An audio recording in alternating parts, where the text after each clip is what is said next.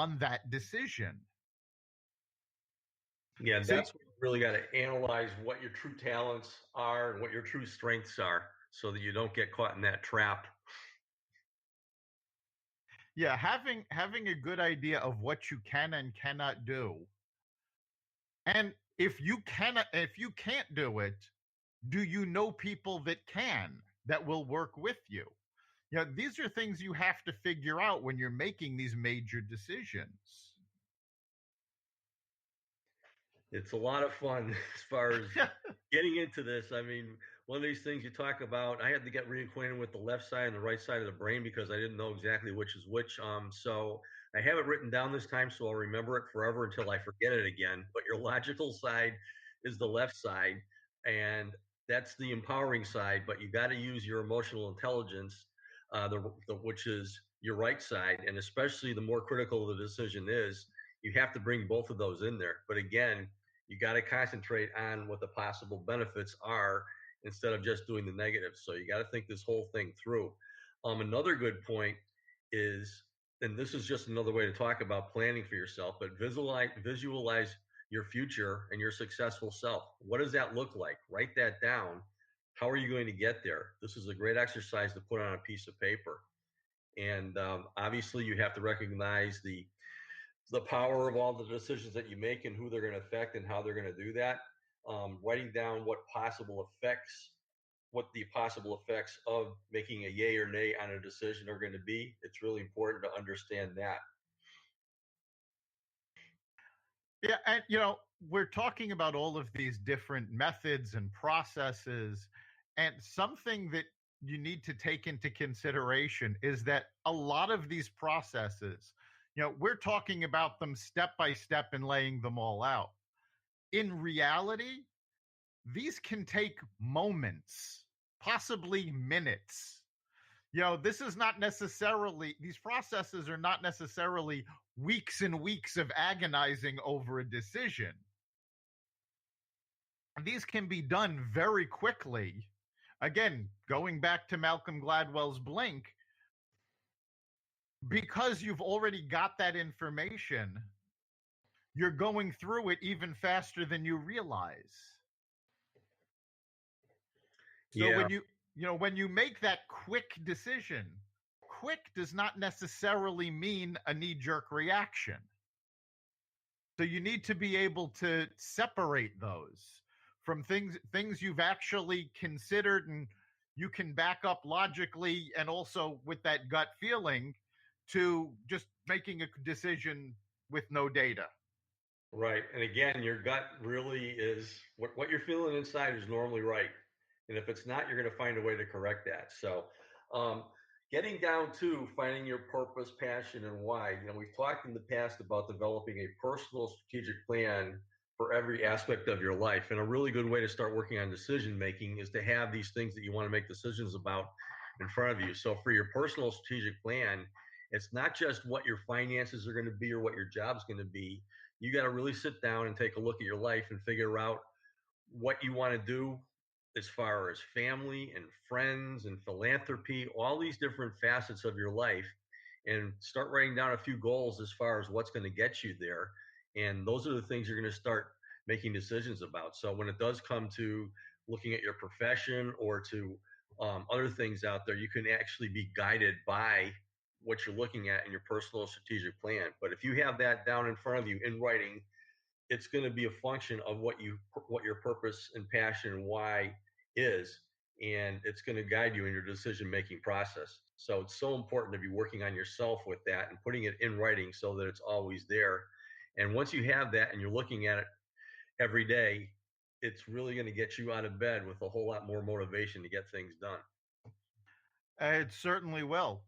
And, we've talked a lot about the positive mindset, and this really does help towards that.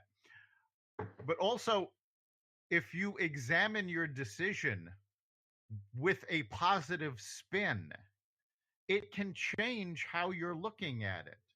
And as an example, let's say that you have to make a decision of whether or not to have a surgery. And you spoke to two surgeons. First surgeon says, Well, 90% of the people that have this surgery have a successful outcome and they go on to live, long lives. Okay. Now, you're going to make a decision based on that. Now, imagine if if the second surgeon, instead of saying that, had said, well, 10% of the people that have this surgery die from complications.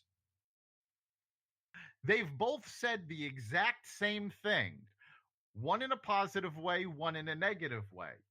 But you are more likely to take the surgery from the surgeon that said 90% of the people have a good outcome rather than the one that said 10% have a bad outcome.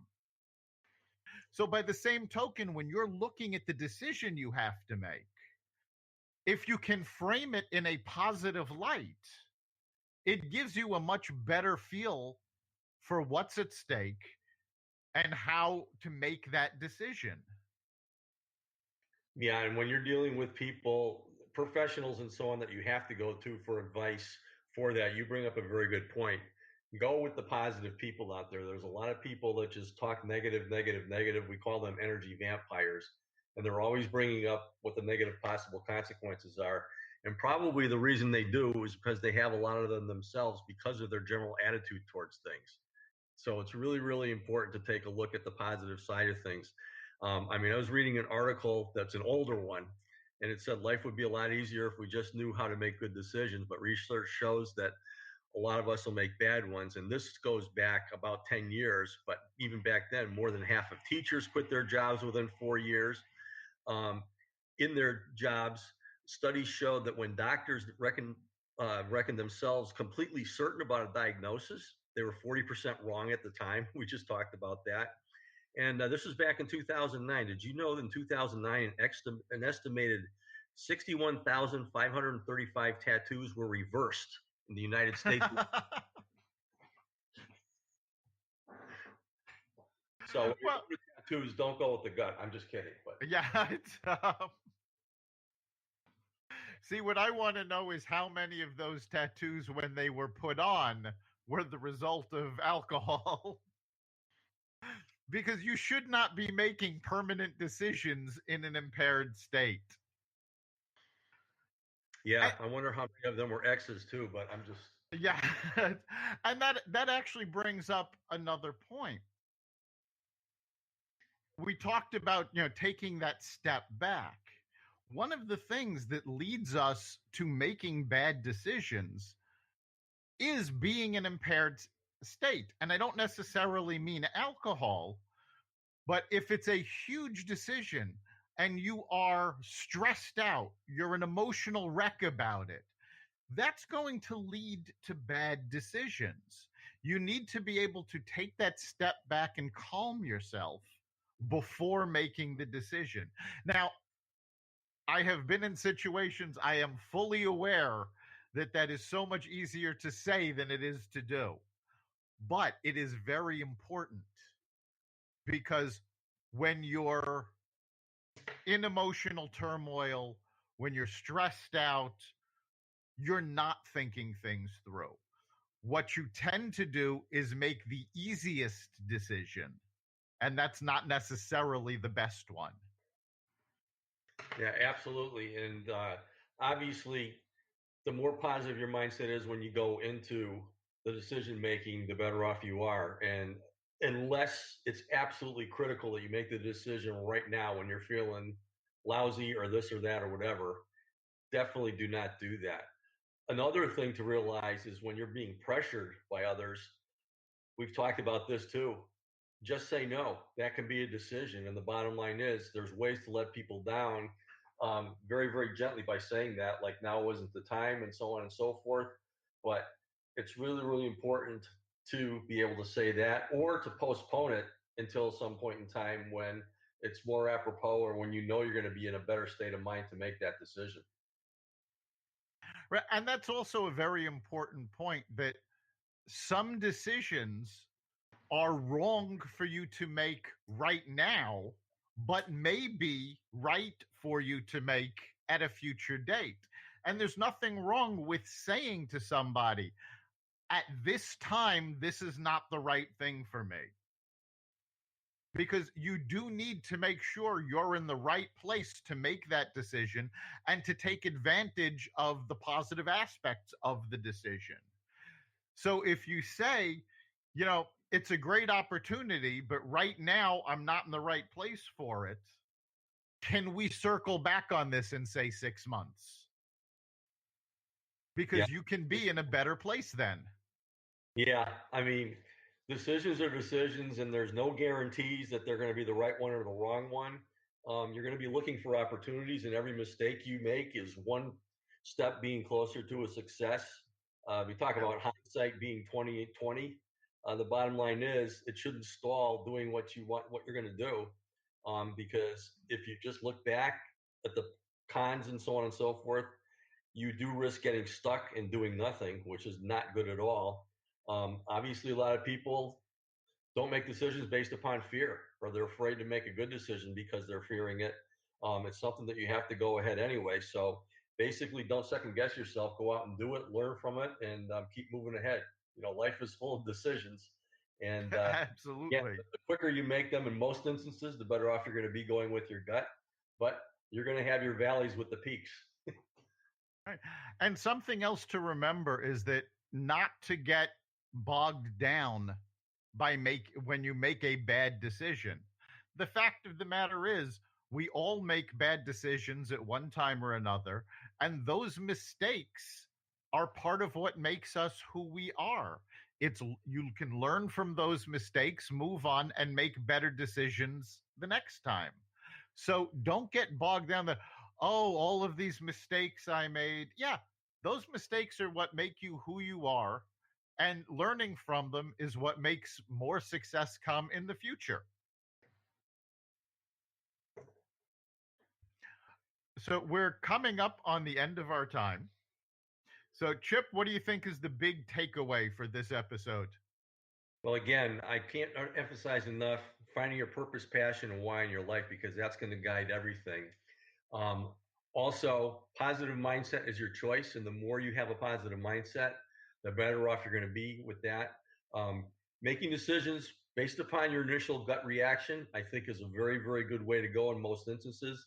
And the bottom line is just realize making decisions is an ongoing process, and you're going to have your peaks and valleys. So you got to go out there and just enjoy the ride anyway. Yeah, I think for me, the big takeaway is that, yes, that gut reaction is very important. You want to make sure you know what you're making the decision about, but it's a balance between having enough information and not having too much information. Don't get caught up in analysis paralysis, and don't worry so much if it does turn out to be a bad decision, because you can always make new decisions and move forward from that point and learn from the mistakes. So even though we all want to make better decisions, it's not something that you should allow to cause stress in your life. You make the best decision you can at the time and move on from there. You've been listening to the Success Showcase. You can catch us every week at xvadio.com/podcasts. You can also find us on the iTunes Store, the Apple Podcasts app, Spotify, iHeartRadio, Google Play, and wherever you find podcasts.